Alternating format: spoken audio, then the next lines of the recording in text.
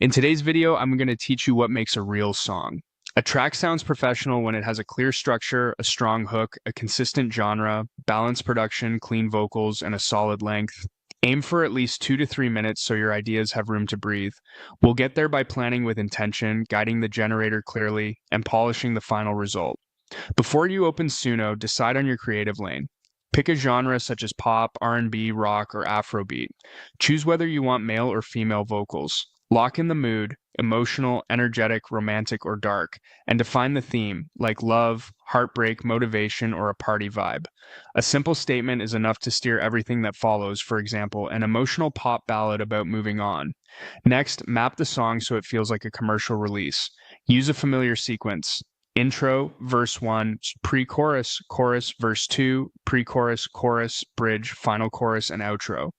This layout builds momentum, gives the hook multiple spotlights, and lets you add contrast with the bridge before a satisfying final chorus. Now craft a concise style prompt. Use this formula: genre, mood, instruments, vocal style, and production level. For instance, emotional pop ballad, cinematic piano, powerful female vocals, modern radio-ready production, dynamic build-up. Keep it focused. Too many genres in one prompt can blur the identity. Center your energy on the chorus. It should repeat cleanly, use short, memorable lines, carry real emotion, and be easy to sing. If listeners remember only one part, it's this.